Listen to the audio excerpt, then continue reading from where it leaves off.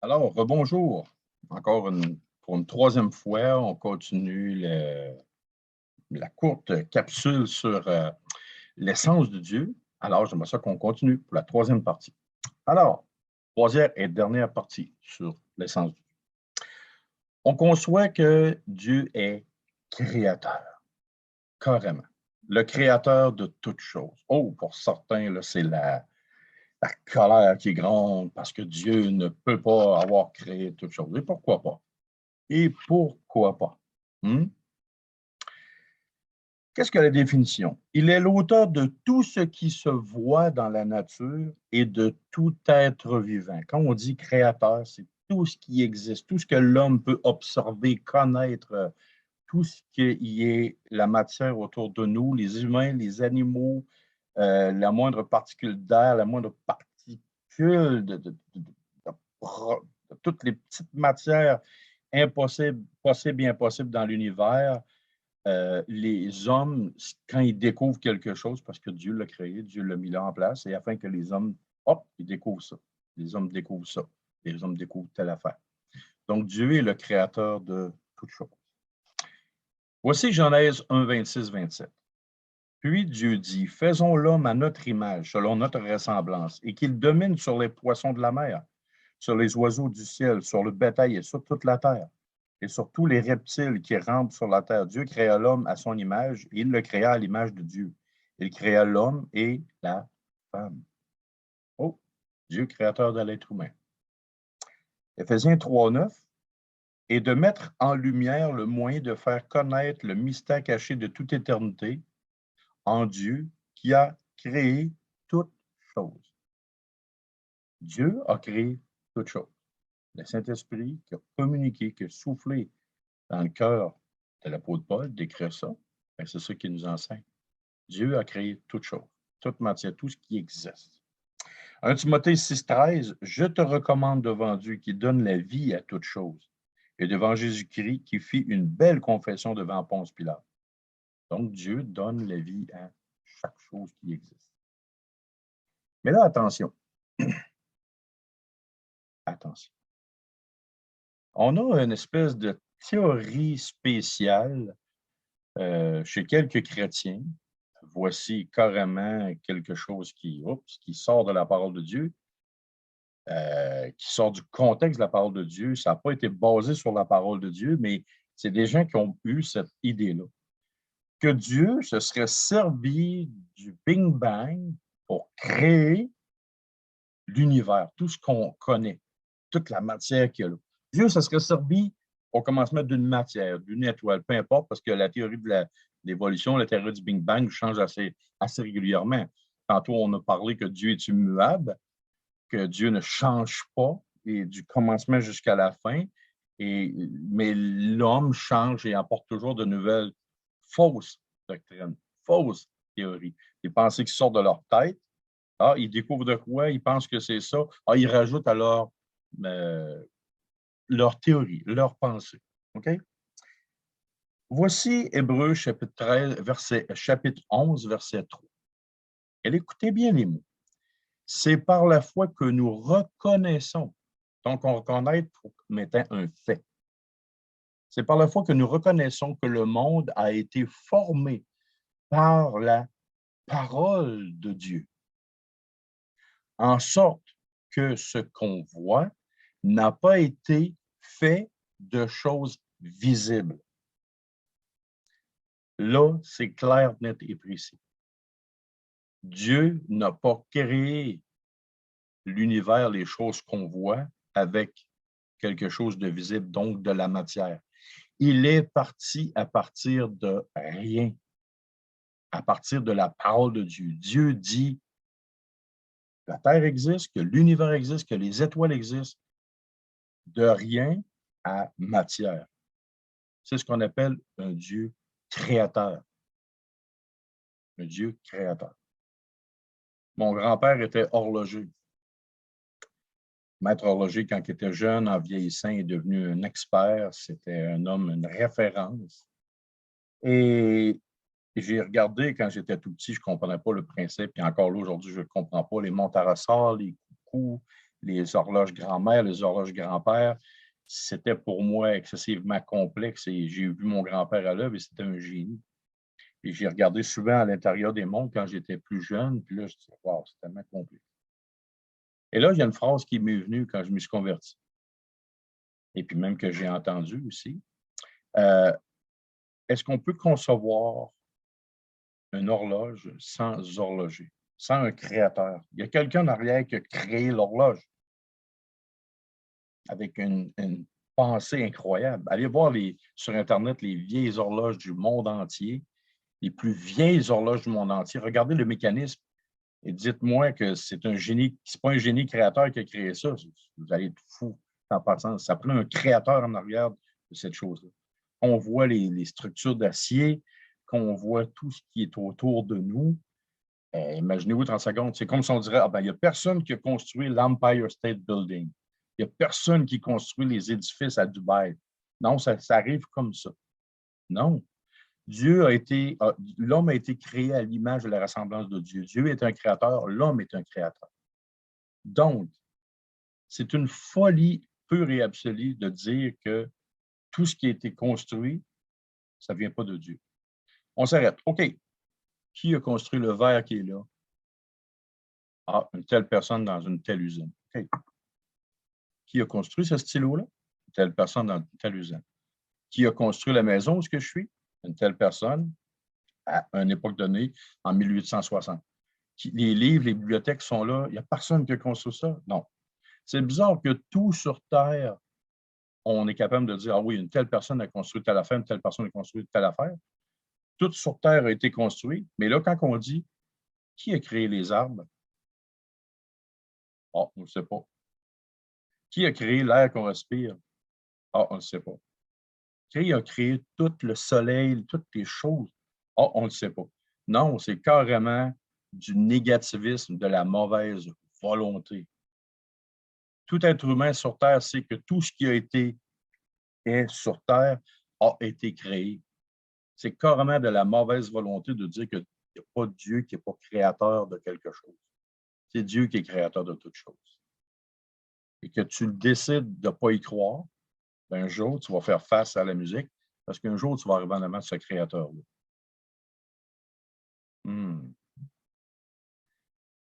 Un autre point, il est souverain. Qu'est-ce qu'on dit par Dieu est souverain? Qu'est-ce qu'on entend par la souveraineté de Dieu? On ne tombera pas sur le terrain du calvinisme et de cette doctrine-là. On va voir ça plus tard. Mais quand on dit que Dieu est souverain, qu'est-ce qu'on voit dans sa parole? La définition, il est libre de penser, d'agir et de faire tout ce qu'il veut sans devoir rendre compte à personne de ses actions, de ses paroles ou de ses pensées. Oh. Nous, on pense qu'on est libre. Ben, si je dis des paroles ou que j'ai des actions qui sont mauvaises, ben, je vais avoir des comptes à rendre. Si j'ai la pensée de faire un vol de banque, je pars, je m'en vais chercher un arme, je m'en vais dans une banque ou une caisse populaire quelconque, une institution financière, et là, je dis, oh, le maître, de moi ton argent. Qu'est-ce qui va arriver? Je ne suis pas souverain. Les gens vont me dire, hey, c'est quoi tu fais là? La police va m'arrêter, va me prendre, va m'amener au poste. L'enquêteur va me poser la question, pourquoi j'ai fait ça? Je vais aller devant un juge et qu'est-ce qui va arriver? Je vais répondre de mes actions, de mes gestes. Et si je dis sur Internet que je veux tuer quelqu'un, puis que j'envoie ça, puis je suis sur Internet, ben là, quelque part, à un moment donné, il y a des gens, la police va venir me voir, hey, c'est quoi tu as dit là? Pourquoi tu fais ça? Et j'aurai des comptes à rendre. Mais avec Dieu, ce n'est pas la même chose. C'est un des aspects de la souveraineté de Dieu. Dieu fait ce qu'il veut, comme il veut, quand il veut, dans sa pleine science, sa pleine conscience, dans sa sainteté. Dieu est tout-puissant et il fait ce qu'il veut, comme il veut, quand il veut. Et c'est ce qu'on appelle la souveraineté de Dieu. Voici des versets bibliques. 1 Chronique, chapitre 29, versets 11 et 12. À toi, Éternel, la grandeur, la force et la magnificence, l'éternité et la gloire. Car tout ce qui est au ciel et sur la terre t'appartient à toi. Éternel, le règne, car tu t'élèves souverainement au-dessus de tout. C'est de toi que viennent la richesse et la gloire. C'est toi qui domines sur tout.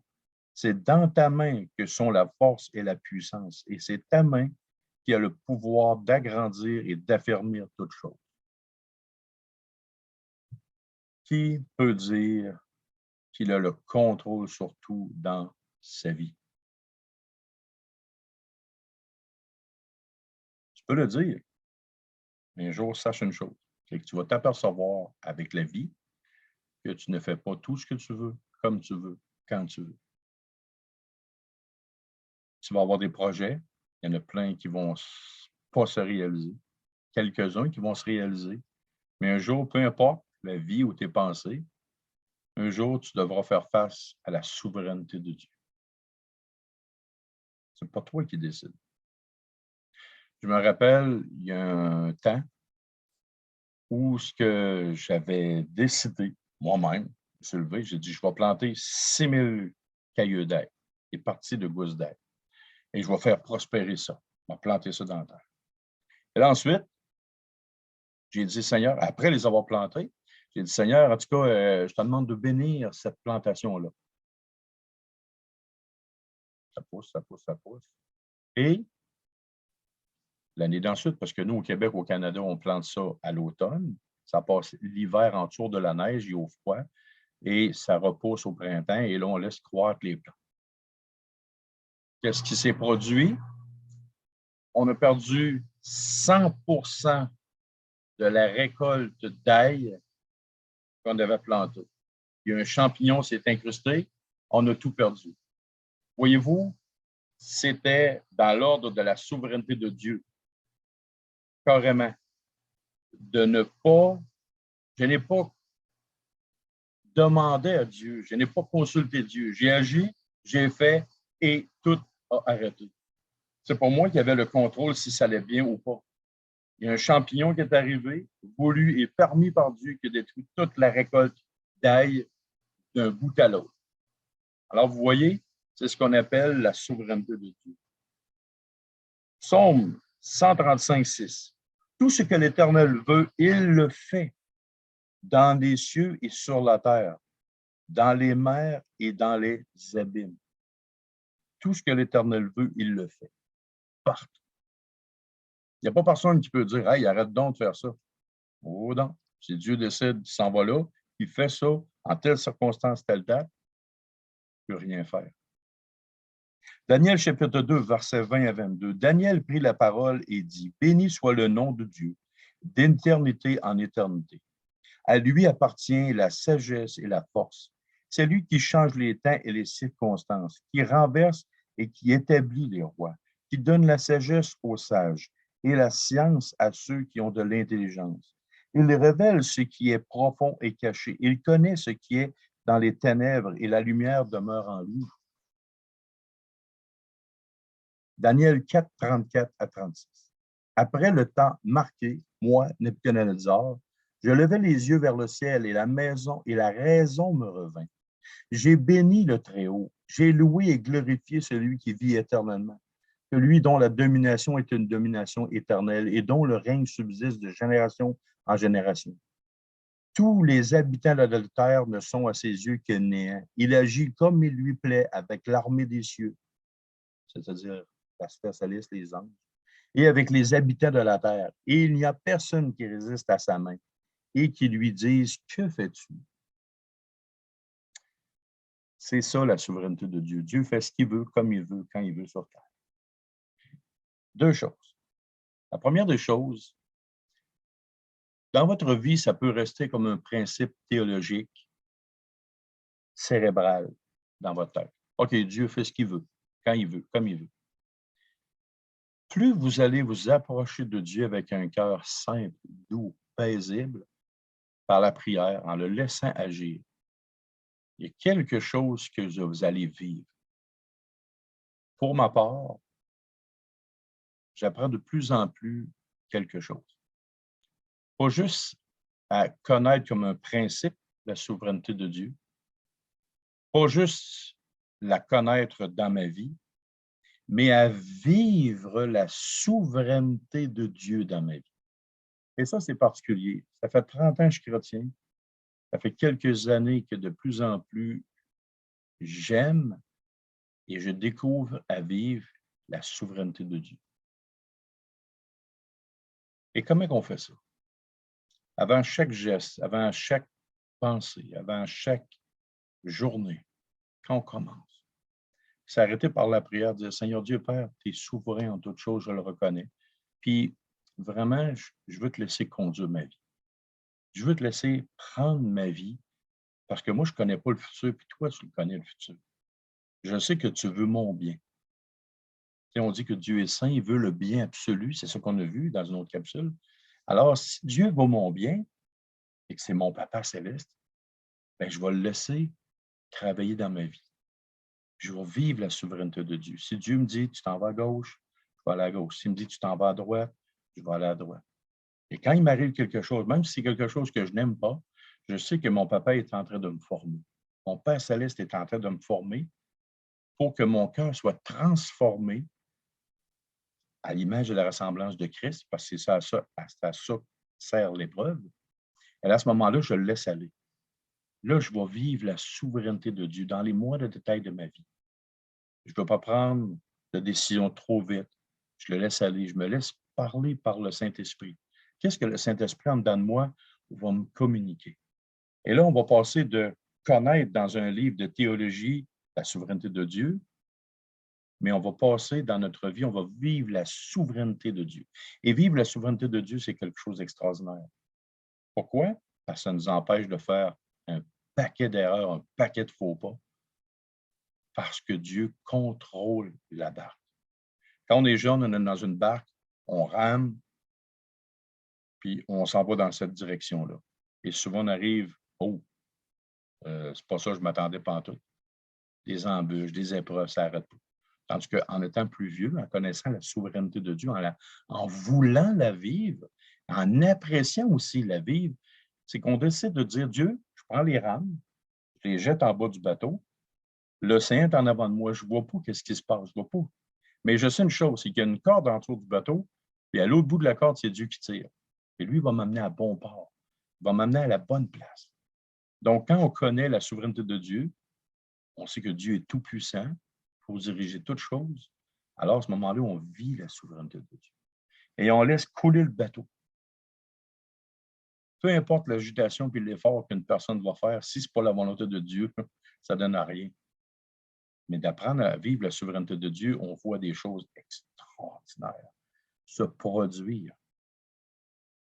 Des choses extraordinaires se produire.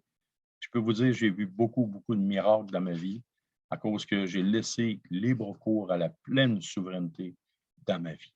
Et là, je vis la souveraineté de Dieu et je peux vous dire, c'est vraiment plaisant de voir Dieu agir là-dedans. Et à toutes les fois que j'ai voulu contrôler ma barque, contrôler ma vie, je me suis toujours cassé la gueule bien comme il faut. Alors, je vous encourage à vivre la souveraineté de Dieu, à la découvrir, à apprendre à voir comment Dieu agit dans sa parole et de vous laisser conduire par la grande souveraineté de Dieu.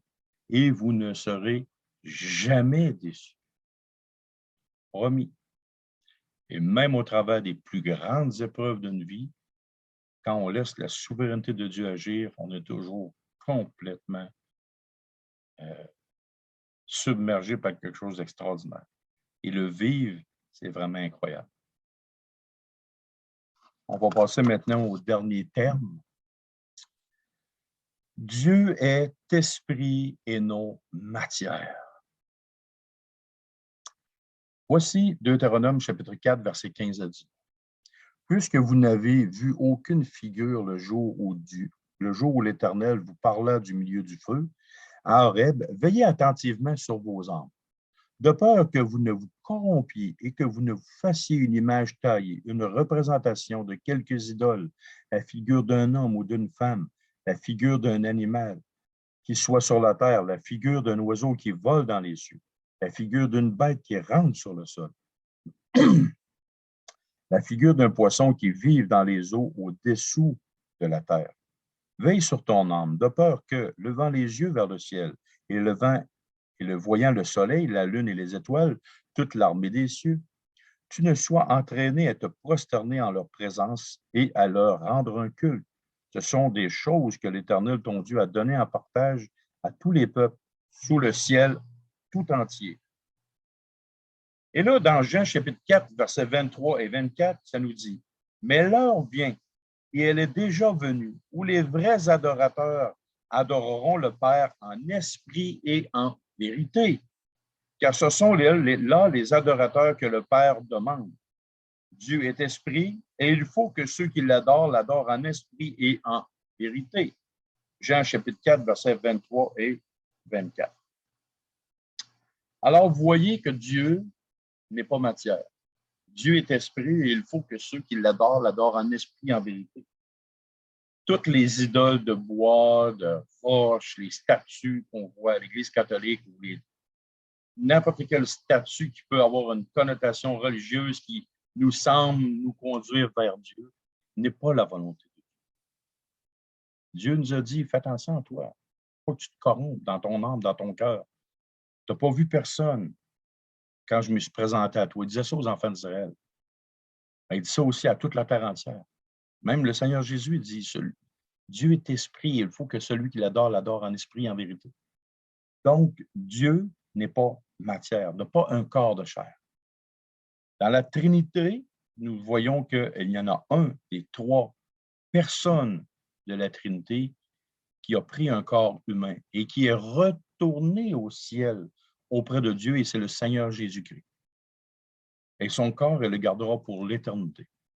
Les anges, quand ils sont venus, l'ange dit, « Pourquoi vous arrêtez-vous à regarder au ciel? » Il disait ça aux apôtres. Il dit, « Celui qui est parti va revenir de la même manière. » Donc, Christ, dans toute l'éternité, va garder un corps physique. Et lui, il a un corps physique. Mais Dieu est esprit, il n'a pas aucune matière pour être là. Alors, sur ce, on termine notre troisième capsule théologique.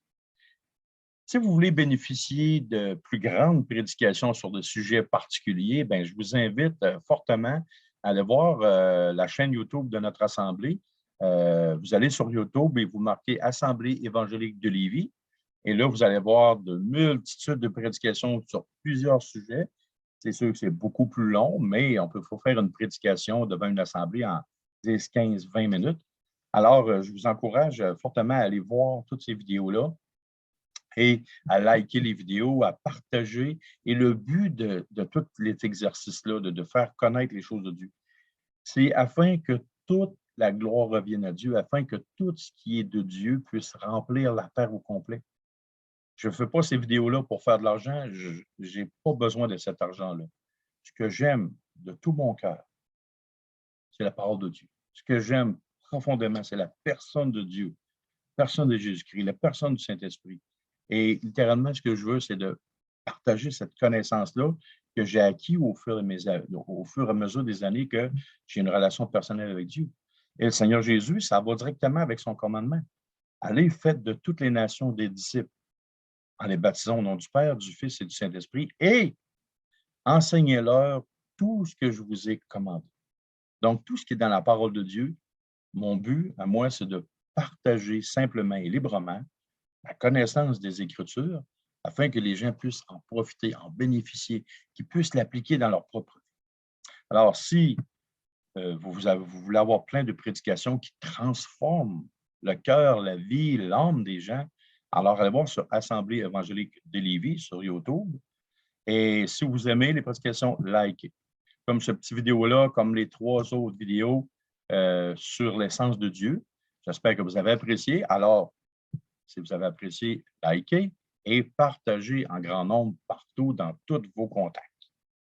Et passez une bonne journée et on se dit à la prochaine pour d'autres capsules théologiques. Et que le Seigneur vous bénisse. Bonjour.